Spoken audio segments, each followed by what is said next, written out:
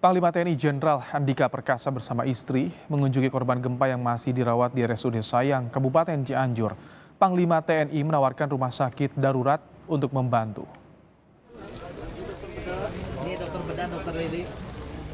Di sini, Panglima melihat langsung bagaimana kondisi korban.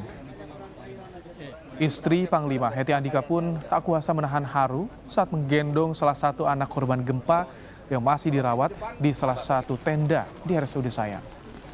Panglima TNI Jenderal Andika juga menawarkan rumah sakit tambahan untuk membantu korban luka dan sakit.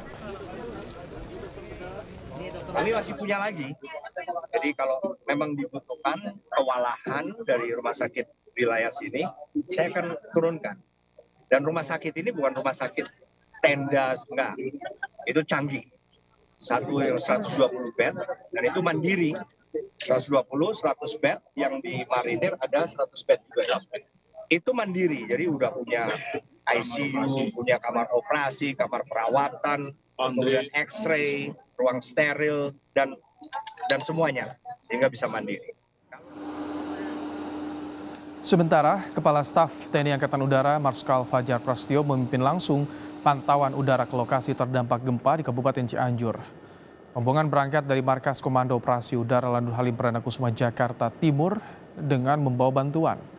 Dalam visual pantauan udara, terlihat kondisi lokasi terdampak gempa di Kabupaten Cianjur, Jawa Barat. Saudara, ada 30 orang yang masih tertimbun reruntuhan akibat gempa Cianjur di kawasan Cijendil. Bagaimana proses pencarian sore hari ini, kita bergabung dengan jurnalis Kompas TV, ada Cindy Permadi. Selamat petang, Cindy. Bagaimana pencarian korban hingga sore hari ini? Apakah ada kembali korban yang ditemukan? Iya Ibrahim, kalau tadi terakhir kami juga menanyakan update kepada Basarnas, disampaikan kalau untuk hari ini memang masih dalam proses pencarian, belum ada korban lagi yang ditemukan. Artinya masih ada 30 orang setidaknya yang masih dicari oleh tim gabungan, baik itu Basarnas, BPBD, kemudian relawan, TNI, Polri, dan lain-lain. Banyak sekali memang yang bergotong royong di sini. Akan ditunjukkan Ibrahim dan juga saudara oleh juru kamera Kompas TV, Aufa Farid. Ini di belakang saya adalah salah satu titik pencarian 30 korban yang diduga masih tertimbun. Jadi sebenarnya ada dua titik pencarian di sini. Satu yang ada eskavator dan yang kedua adalah di bagian yang lebih atasnya. Kalau di sini eskavator juga dibutuhkan.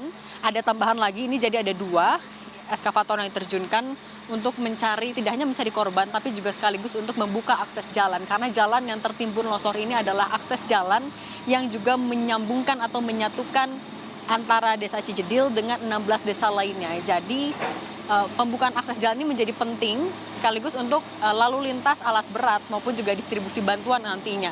Sekaligus juga di area atas ada proses pencarian korban juga, tapi secara manual. Kenapa dilakukan secara manual untuk di area atas? Karena saat ini kondisinya hujan, kemudian juga tadi 2 kali setidaknya dari siang kami juga merasakan ada gempa susulan yang terakhir sekitar 1 sampai setengah jam yang lalu. Ini menyebabkan kondisi tanah yang masih labil ataupun juga gembur karena hujan sehingga berbahaya. Eskavator pun dikhawatirkan tidak akan tertahan oleh kondisi tanah yang begitu gembur karena kondisinya saat ini kalau saya gambarkan juga masih gerimis Ibrahim dan juga saudara, dan karena memang kondisi yang semakin atau masih berbahaya sehingga memang kami juga diminta oleh tim gabungan kalau mau masuk ke dalam kami harus menggunakan APD yang lengkap mulai dari helm kemudian juga menggunakan sepatu boots. Waktu kami untuk meliput di dalam juga kini semakin dibatasi karena ada garis polisi di luar yang benar-benar siapapun yang tidak menggunakan APD tidak boleh masuk ke dalam. Adapun yang jadi kendala sebenarnya dalam proses pencarian 30 korban yang sudah dilakukan sejak kemarin adalah pertama luas wilayah yang dicakupnya itu cukup luas. Ini yang ada di belakang saya di sebelah rumah biru. Kami kalau melihat tadi foto sebelum gempa ada 6 rumah yang ada di sana berjejer, 5 rumah ke samping dan 1 rumah ke atas. Jadi bisa dibayangkan bagaimana banyaknya ataupun juga kuatnya longsor yang menghantam sampai kondisi rumah sudah tidak terlihat lagi. Kemudian juga yang kedua karena kondisi hujan dan juga gempa susulan yang juga masih begitu terasa Ibrahim. Kemudian Ada 3 cara sebenarnya yang bisa dilakukan. Yang pertama adalah menggunakan cangkul secara manual, yang kedua menggunakan air, harus disiram tapi itu tidak digunakan karena sumber air juga dinilai agak sulit untuk dicari di sini. Dan yang ketiga juga menggunakan eskavator. Untuk titik-titik terduga lokasi korban itu sebenarnya sudah ditemukan atau sudah ada. Mulai dari misalnya pagi tadi ada dari anjing pelacak sudah diterjunkan. Memang syaratnya apabila mau menerjunkan anjing pelacak adalah harus steril agar tidak mengganggu daya penciuman dari anjing pelacak itu. Kemudian juga yang kedua adalah berdasarkan informasi dari warga.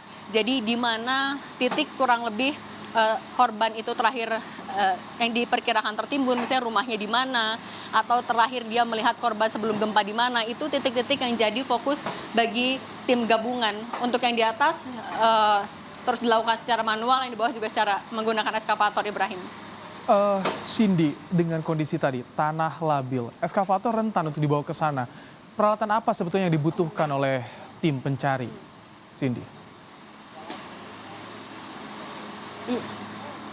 Iya, kalau untuk yang di area bawah ini memang eskavator. Ini juga awalnya kami melihat hanya ada satu eskavator, tapi tadi ada tambahan lagi dari area tapal kuda, itu tadi ada longsor juga di sana, tapi kemudian diterjunkan ke sini untuk membantu proses percepatan evakuasi. Kemudian juga ada dump truck dari tadi bolak-balik kami melihat untuk mengangkut galian tanah yang menutupi jalan. Nantinya tanah yang dibawa itu akan dibawa ke area tapal kuda, akan dibuang di sana, akan diratakan terlebih dahulu menggunakan bulldozer.